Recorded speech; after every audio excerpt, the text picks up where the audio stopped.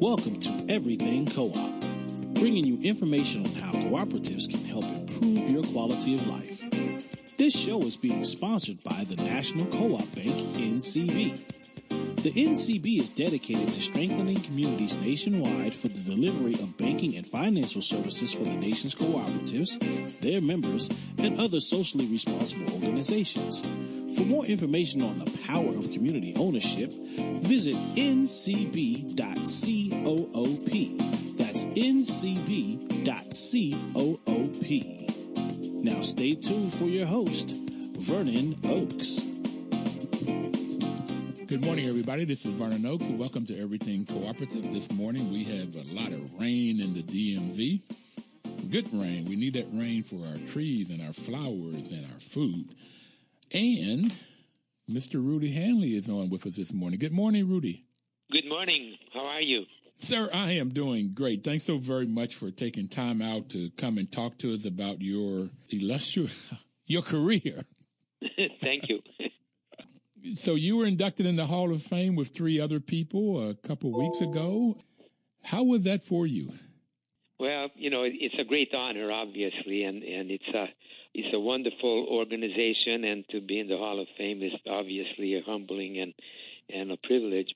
I kind of always have reservations about these honors because we all know that one person doesn't really able to do all the things that they give them credit for. It's a function of hundreds and, in my case, thousands of people who have agreed and passionately carried out the philosophy and worked very hard.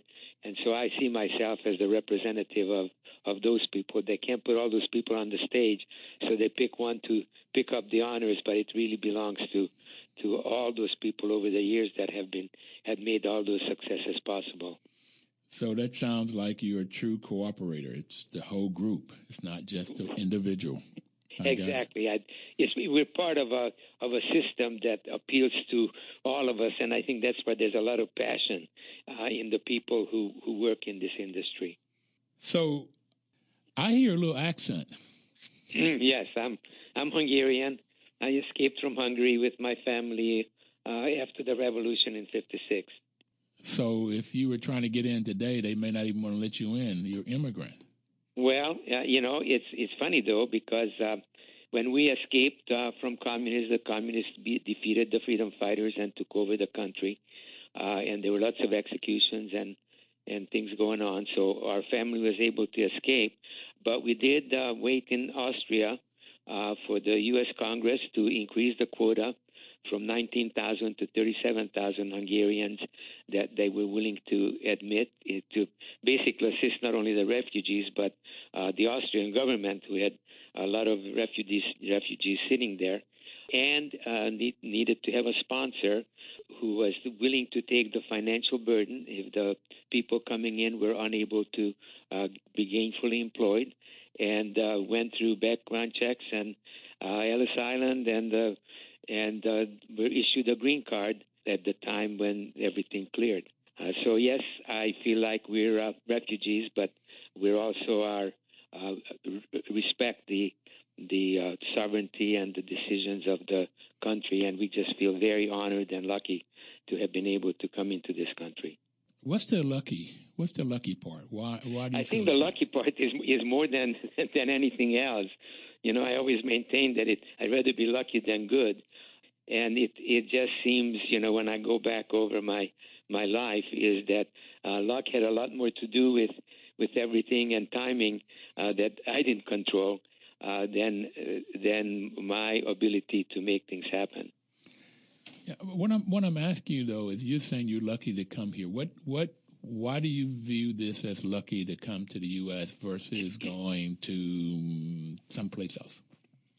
Well, you know, number one, everybody knows, or at least I know in Hungary, everybody thought that the greatest place on earth was the United States. So everybody had a desire to be here and saw the benefits. In fact, it's funny because over there, I think people felt like the streets were paved with gold. Okay. All you had to do was bend over and pick it up, which is, you know, not quite that good. But so you had a lot of people who wanted to come here, and yes, there were other countries who were very generous and kind to the refugees and took them in. But the opportunities that this country offers, and for the cooperative system, the United States is a perfect example. I mean, that one member, one vote philosophy, the democratic philosophy, is basically what the co-ops believe and practice.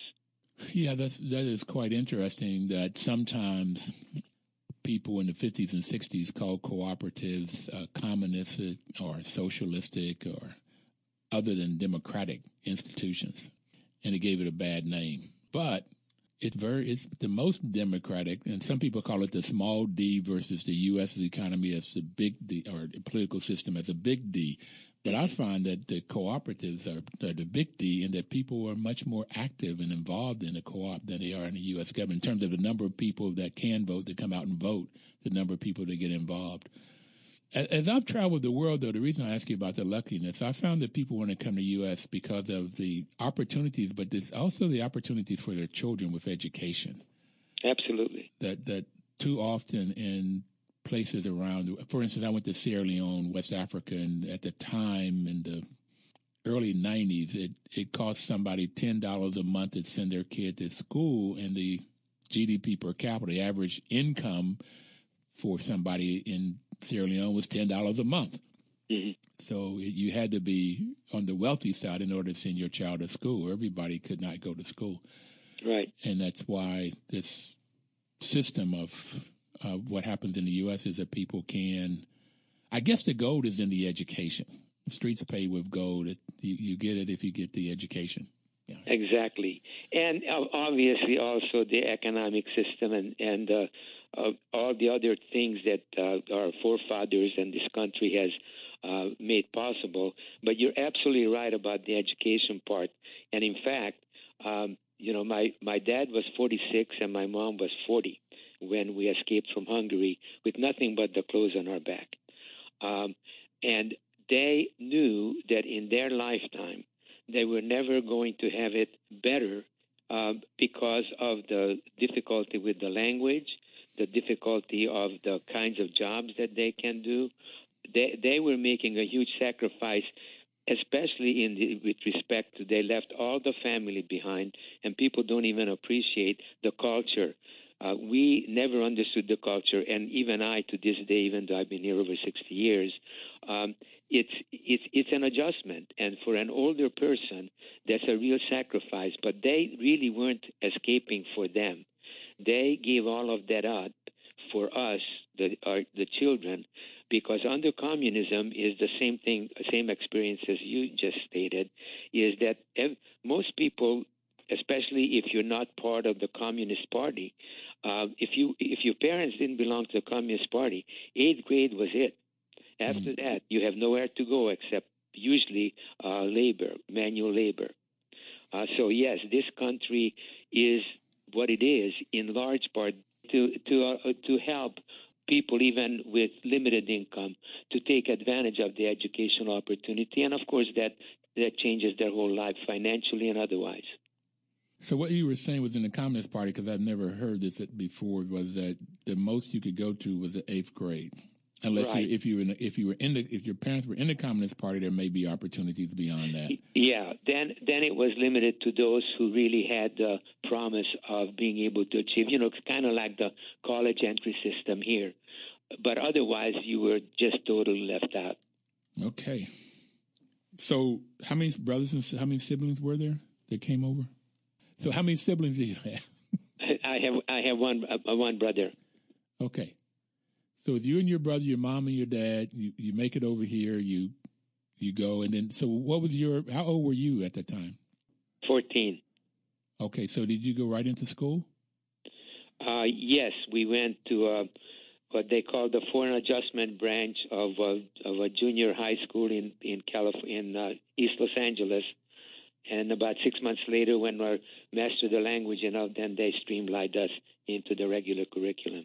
Okay, so were you in junior high or high school at that point? 15. That was we lost a year because of all the transition and everything. Mm-hmm. So I was in the 8th grade, the same as the grade I was in when we escaped.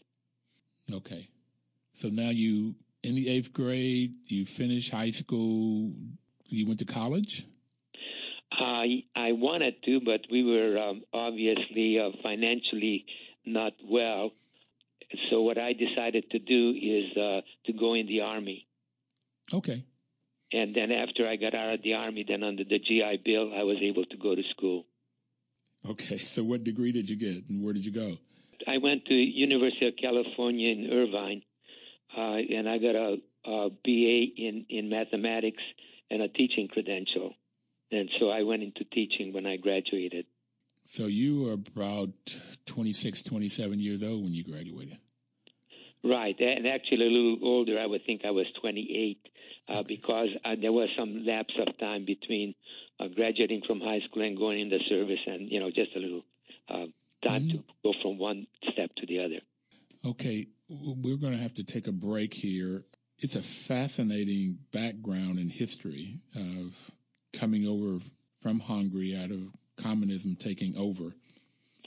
Wow, your parents 46 and 40, and you were 14, and then try to get adjusted. And you say you're not even adjusted to the culture yet. It's funny. I still feel sometimes more comfortable when we're in Hungary than here. Just fitting in. Okay, I got it. I understand. All right.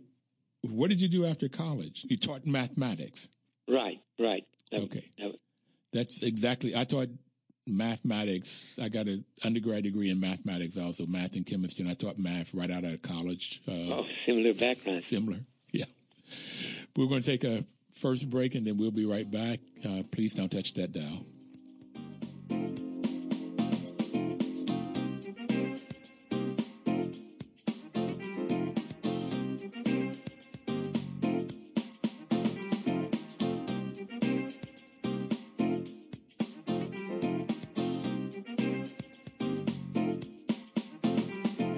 Washington, D.C.'s News Talk, 1450 AM WOL and 95.9 FM. Information is power. That's why WOL makes a great partner, because the National Co-op Bank is sponsoring this program to give you information. Now, the only thing about information, though, you've got to use it in order to get the power out of it. It's like stored energy, like a can of gasoline. There's no power when you just have a can of gasoline. You got to put some kind of action toward it to get the power. So we want you to take the information that you're learning here and go do something with it. Find a co-op or start a co-op so that you can help solve your community problems. And we have Mr. Rudy Hanley, who came to the U.S. They migrated in 1956. Communists took over their country in Hungary, and his parents came over here with the two children so that they could have opportunities they would not have had there. So you went to the Army out of high school, came back and went to University of California at Irvine, got a math degree, and started teaching. So how was that like for you, Rudy, this teaching thing? It was funny because I had actually hoped to go into some kind of a business, but there were no. It was a recession when I graduated, and so I decided that the best thing was teaching with its security, job security, and so on. And I wound up loving that. Now that I reflect back, loving that more than anything else that I've done in my life. Wow. What year is that? That was 1972 is when I started teaching, and I was in it for 8 years. Well, I did my first year, 1969, in Cleveland, Ohio. I grew up in Bluefield, West Virginia, small. And my mother went back to school and graduated when I was 13. And I didn't realize until she passed that she majored in business administration. And I assume a black woman in Bluefield, West Virginia could not start a school, a business, and she ended up teaching. And I knew how hard she worked and how little she got paid and little respect that the community gave teachers. So I never wanted to teach. But I taught to keep from going to Vietnam. And I ended up loving it, and I was told I was pretty good at it. Yeah, well, usually when you love it, you're good at it, and that's one of the lucky things in my life is I always had jobs that I loved. Okay. Yeah, I like this teaching thing. I like when people get it. That's the best compensation I've ever had is when the light turned on, when somebody gets that whatever you're trying to accomplish, you can see it happening. Right. So you're teaching, and you find out you really love it. So, and you did it for 8 years. I taught for 12, I think, total. So what did you do next? Well, as you know, that teachers were, especially back then, were not paid all that well. But I taught summer school and got paid, but I think it was $562 for a 8-week session of summer school. And a friend of mine told me about the Credit Union National Association preparing a white paper about credit unions and financially how they're doing, the growth patterns, the philosophy, all of that. And they needed somebody to work on that white paper, and we're willing to pay $5,000. And I could take the summer and work in Washington and prepare that white paper. Well, difference between 500 and 5,000. Well, it's a little bit. You don't have to be a mathematician. I was going to say the same thing. So I did that, and I didn't know anything about cooperatives or credit unions, but I studied, and I did a lot of reading, Library of Congress and ABA statistics and so on, and prepared the white paper. And there were two things that really impressed me. Number one, I obviously fell in love with the people helping people philosophy of credit unions, and I think cooperatives across the board. And the credit unions had, the other slogan was not for charity, not for profit, but for service. And that service aspect and that philosophical aspect really appealed to me. And after I learned that, I kind of thought, but financially, how can these organizations make it work? Because they're not a charity, they don't get money, but yet they do a lot of things that are not economically all the way thought through, because their number one objective is to make their members' lives better, not to make money. And how can they compete with for-profits, and how can this work? Well, I never figured out how it worked, but it did work when I looked at the financial position of credit unions, the growth rates and all the ratios and everything. They were financially more successful than banks and other for-profit financial institutions that focused on financials. And so the combination of those two things said, when I grew up, I think I want to work in this industry, this movement. I said 10 years ago, when I grow up, and I'll be 71 this year, but 10 years ago, I said, when I grew up, I want to promote and develop co-ops. So I figured out only about 10 years ago what I want to do when I grew up. So you said back then when you grew up, you want to be in this world because you said some interesting things, not for charity, not for profit, but for service. And people helping people. And even in that, they were more successful, financially successful than banks or other financial institution. Did you figure out why? I mean, like now, looking back, and you didn't figure it out then. Well, I surmised, and I'm not a scholar of economics or any of the areas that would be affecting this, but I came to the conclusion just from the experiences, just the little bits and pieces of information, is that when an organization has a clear focus on what it is about, the purpose that is really clear to everybody, and if that purpose is something that touches your heart rather than just your pocketbook, the combination of those two things drive you to dedicate yourself, and teachers, fall in that category to some extent or to a large extent. That the combination of those two things is what sets you apart. And so I practiced and built everything that we did on that, and it worked out very well. And again, I'm not the creator, I'm just a student. But that's what the credit union movement taught me. Okay, so let's go now. When you said I did X and I did what, how did you get into this credit union movement? And the credit unions are co-ops. They're called consumer co-ops because the people that make the deposit own the business, and they elect a board of directors. So how did you get into it after you did a white paper and you made $5,000? Yeah, after I finished the white paper and came back to California, the California Credit Union League, which is the trade association at the state level, had an opening in research and information where a lot of the background that I had I could use, and they hired me. I applied and hired me, and worked there for a couple of years.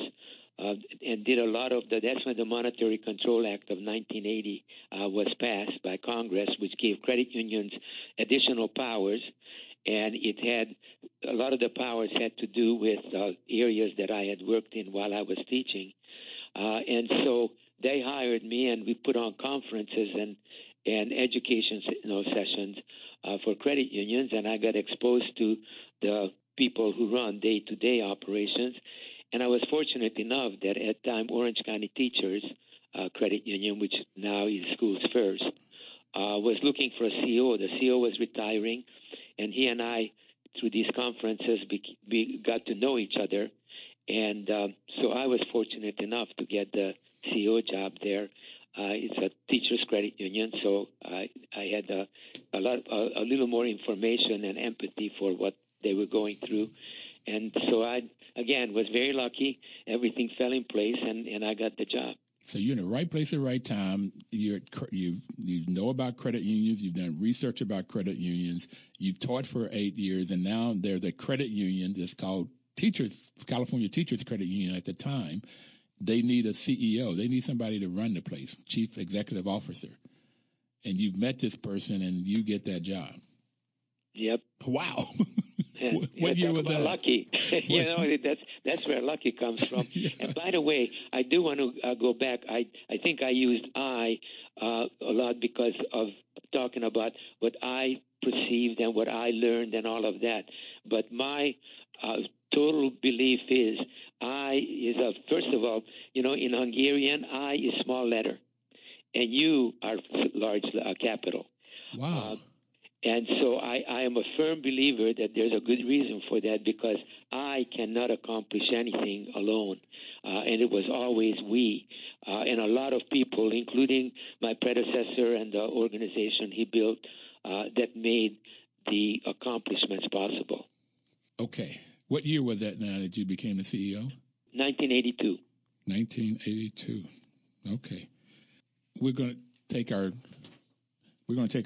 second break, and we'll come back, Rudy. We want to really get into the kinds of things you were able to do. The credit union knows their members. You know the teachers. You've been one.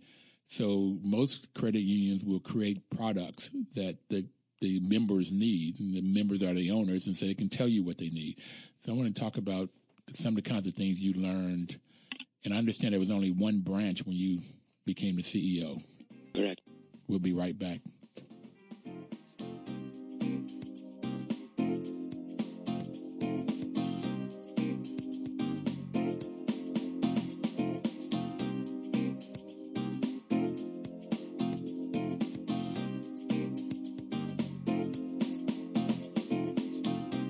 Washington, D.C.'s News Talk, 1450 AM WOS and 95.9 FM. Welcome back, everybody. This is Vernon Oakes. The program is Everything Cooperative. The program is brought to you by the National Cooperative Bank, who's the main supporter, Chuck Hanley and Chuck Snyder. And the people at NCB have just really more than provide money. They do what happens in this cooperative world. They've been such inspirational leaders, and they motivate. And we took an idea to them, and they said, great, let's try this. And they've been right there with us for a little over 4.5 years now, Rudy. Rudy Hanley is our guest. He's retired from SchoolsFirst Credit Union in California. He started, as we just learned, in 1982 as the CEO of what at the time was called California Teachers Credit Union.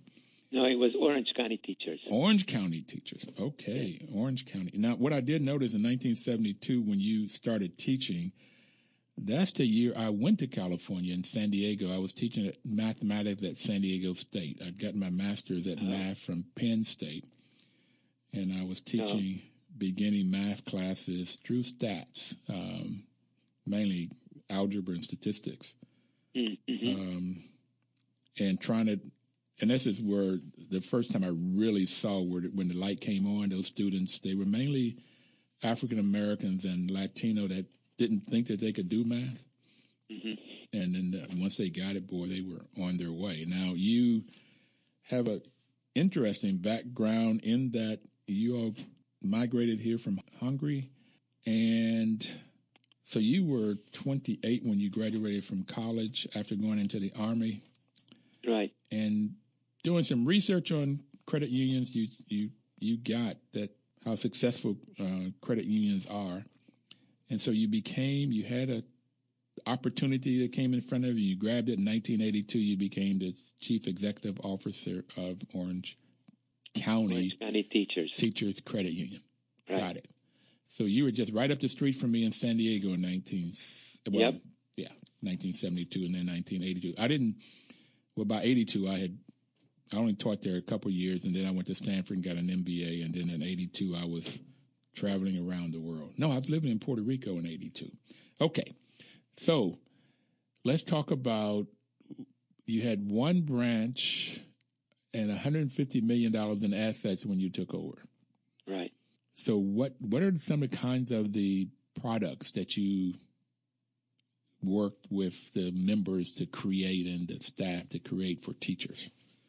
Well, as you said earlier, is that since being a teacher's credit, actually, though, we were called Orange County Teachers, but we were always an educators, school employees credit union. Okay. But majority of the members were teachers, and the board of directors were administrators and teachers. In credit unions, the board has to come from the membership, so they have to be eligible for membership in order to join, and then they have to be a member to become a board member. Anyway, so they were all educators, and so they also knew I didn't have to have all the wherewithal because I had a lot of help from a wonderful board. And so they already had products like summer skips on loans so that you didn't have to make payments on your auto loan during the summer.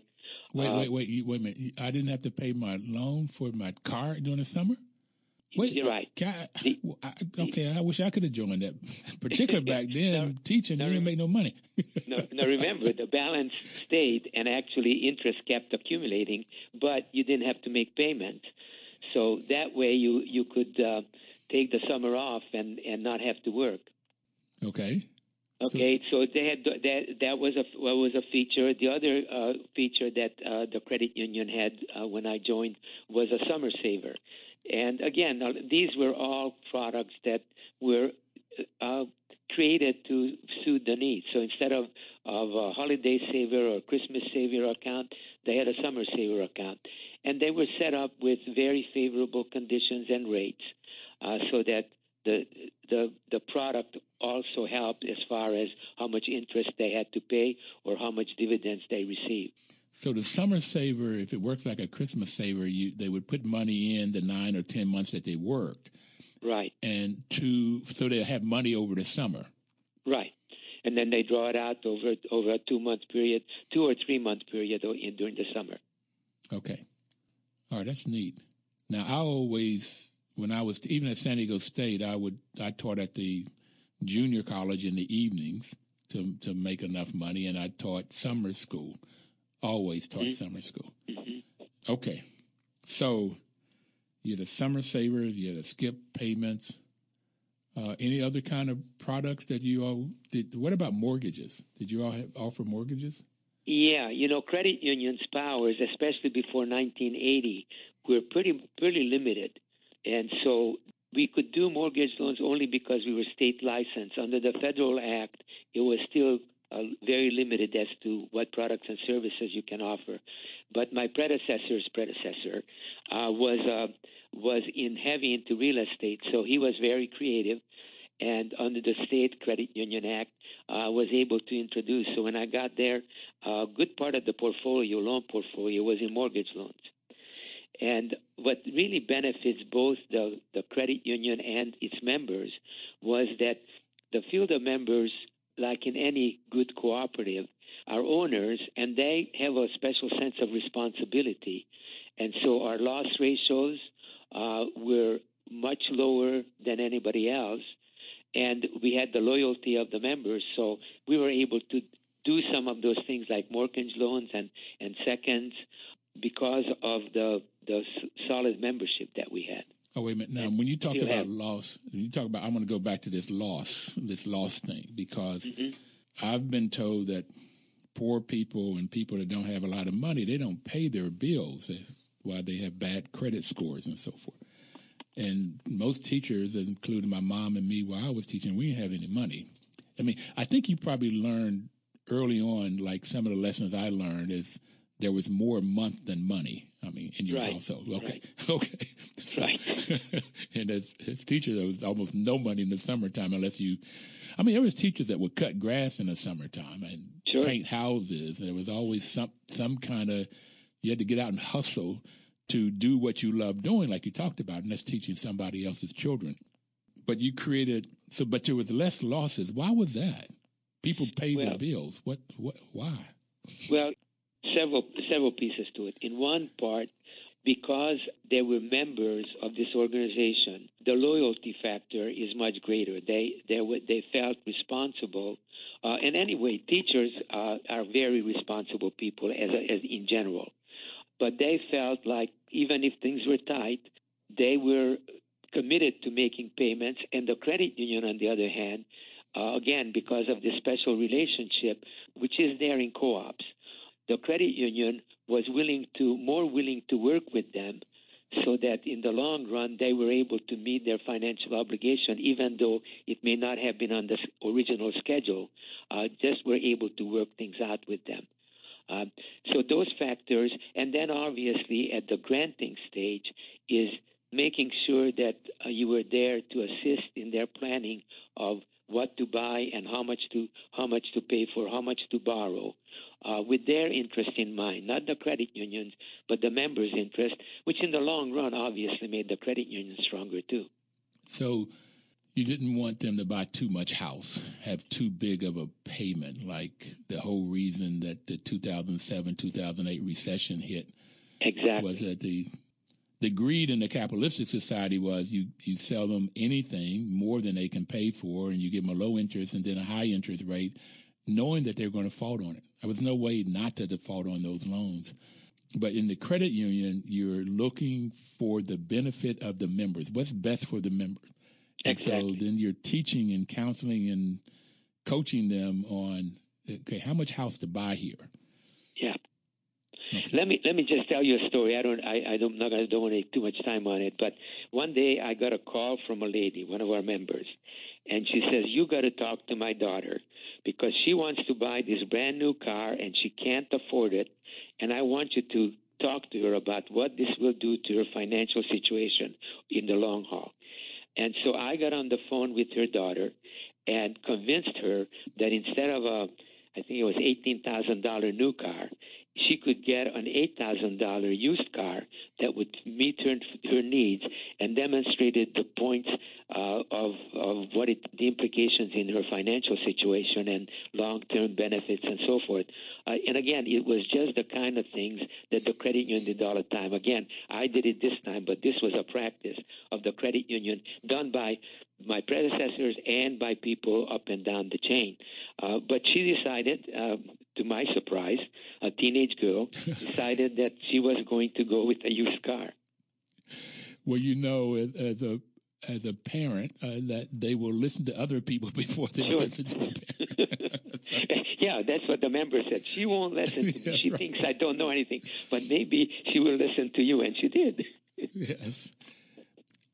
But so here's the scenario I'm hearing you talk about. You counsel the members, and the members are there, and you're looking for what's best for the member long term. Correct. And so you create products like I see where it says for mortgage loans, you had no PMI. You didn't have this mortgage insurance. Private mortgage insurance, right. So that mortgage insurance would cause the interest, your rate, their monthly payments to go up. You had low down payments, and then you had reduced fees. So if you have reduced fees, that means they pay less. Right. And then by paying less, by buying what they need as opposed to what they want, or this big house or bigger car or new or whatever, then they can more likely make the payments, and they will make the payments, and everybody ends up better off. Less stress in the family, and they get a home that they need or car they need or whatever, and they can pay and do pay back, and therefore that's one of the reasons the credit unions are more successful.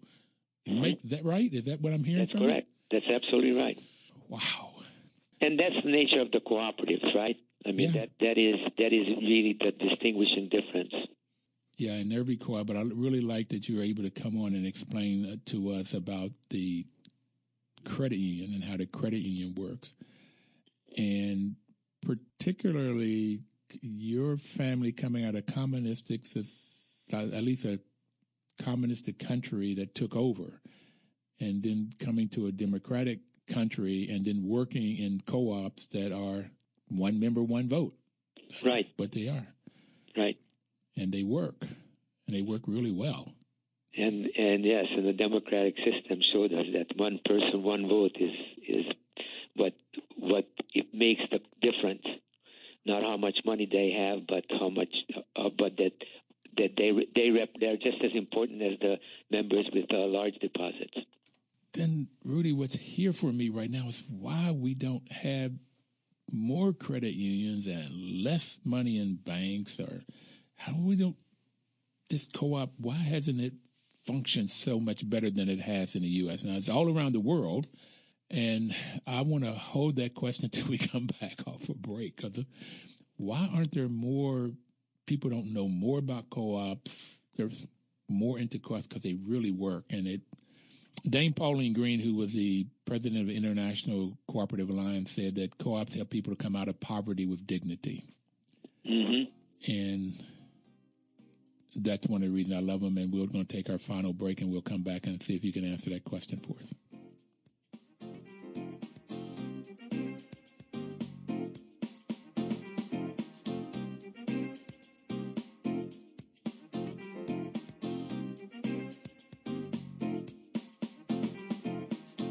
Washington, D.C.'s News Talk, 1450 AM WOS and 95.9 FM. Information is power. That's why National Cooperative Bank is sponsoring this program. NCB's mission is to support and be an advocate for America's cooperatives and their members, especially in low-income communities, by providing innovative financial and related services. And I know, Rudy, the NCB does work with credit unions, and you all have figured out ways of using the sixth principle of cooperation among co-ops. But why aren't there more co-ops, Rudy, or why aren't there more financial credit unions? And there seems to be that some credit unions are going under, or the government is making the smaller ones merge with larger ones. What's all that about? Okay, I think it's not the government that's creating the mergers. In fact, I had at times worked with NCUA, which is the regulator for credit unions, National Credit Union Administration, in trying to do things that will encourage not only maintaining the small credit unions and making them prosper, but also creating new credit unions. It's really the economy and technology and some of the economic developments over the years that did create some real challenges, especially for smaller credit unions. Number one, a lot of niche players entered the market. Nordstrom's has its own bank, so there are these players who are competing. Technology has created the need for size. and to offer all the technological products is very expensive. So it's hard for small credit unions to satisfy the needs of their membership. Now, I believe and have some experience in that, but if the credit union becomes a niche player, a small credit union, they can make it work. My wife ran a $15 million credit union, and yes, their product line was very limited, but they did make it work. It just becomes a lot more challenging, and it also makes it very difficult for them to grow. And as you know, expenses go up, and if you can't keep up the growth, sooner or later you're going to have to find a solution. And merger a lot of times is actually a good thing for both. But I agree with your comment that it can be a negative if you just get these credit unions that are maybe getting too large, but especially to me, it's not the size. It's getting away from the credit union philosophy, from the cooperative philosophy. And I'm happy to say that while that happens here and there, a lot of the credit unions, no matter how big, and Navy Federal is a perfect example. Navy Federal is about $80 billion in assets, but they have stuck to the cooperative philosophy, the credit union philosophy, and they are growing and are successful financially and sticking to the philosophy. And I think that's why they're still successful. SchoolsFirst is a perfect example. Went from $150 million to now they're almost $15 billion, and still the philosophy and the way everything is done is the same. And at this meeting where they were doing the honors, one of the people from working in one of the co-ops, not credit unions, said, why is it that the co-ops are the best kept secret? Mm-hmm. Why aren't there more co-ops? And I hear that in credit unions all the time. We're the best kept secret. And I don't know if I can put my finger on it, but I tell you, today there are over 100 million members of credit unions. And it's been growing at a pretty good pace. I think it's running at about 4% increase in membership. And they're over $1 trillion, the combined assets of credit unions. So the fact is growing, and it is successful, and there are people finding out. But you're right, I do not know why there are not more people who are aware and who are joining credit unions when those benefits are there for the most part in every instance. Yeah, I'm glad you cleared that up about the technology and the costs, because I was told once that it was because the federal government had made rules that they could only be so big, or they had to be a certain size in order to stay in, or they had to. That was an attempt. Bankers attempted in 1997 or so, attempted to limit credit union size and how they need to be structured. And in fact, the Supreme Court upheld that decision to change the authority of credit unions. But I think it was in 97 or so. No, maybe it was earlier. It's in the 90s someplace there, where H.R. 1151 was passed by Congress that does give credit unions the power to serve the field of membership and to modify that field of membership. And so since then, credit unions have been successful. There are also some restraints by the regulator, National Credit Union Administration, and that sometimes gets in the way of smaller credit unions because of the capital ratios and some of the other things that they require. But even that, I think, is not the main reason anymore. I think we have some understanding and working relationship with the regulator. Does go to extremes sometimes, and then they back off a little bit. But the economics is the biggest part of it. Okay. Now I want to go to the principle number 6, cooperatives helping co-ops. I went out to San Diego and spoke at the California Center for Cooperative Development a couple of weeks ago. Mm-hmm. And YOLO Eco Clean Co-op is Latinas have created their own cleaning cooperative. Mm-hmm. And they talked about how this one food co-op gave them the business and taught them how to clean the food place. So it was a real mutual sort of training and teaching, and they're using ecological cleaning, products.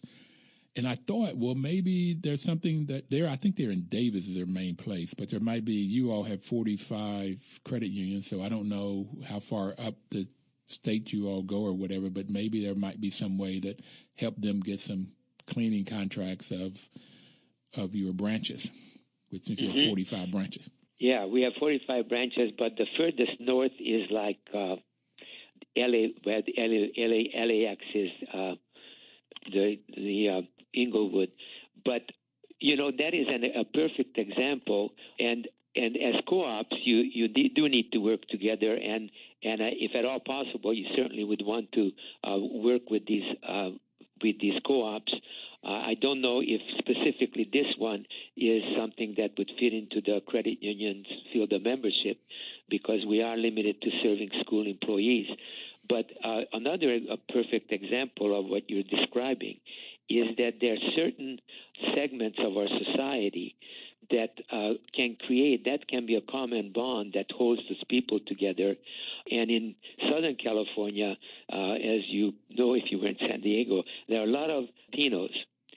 And we at our credit union try to do a better job serving them, and then discovered that if you blur the focus, you might be losing some of the effectiveness. So at that time, Orange County teachers created what eventually we named or was named Comunidad Latina Credit Union, and the Teachers Credit Union decided that, and Schools First now, is that by supporting that effort and helping them, they could do a great job serving the Latino members of our credit union in general. So in Santa Ana, I was just talking to the CEO, and it's still being supported significantly by Schools First, but they are standing on their own, and they're up to $5 million now in assets and helping the Latino community.